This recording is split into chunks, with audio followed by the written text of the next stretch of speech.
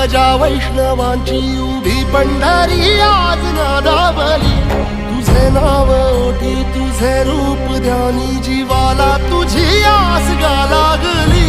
जरी बाप साऱ्या जगाचा परी तू आम्हाले कराची विठू माऊली।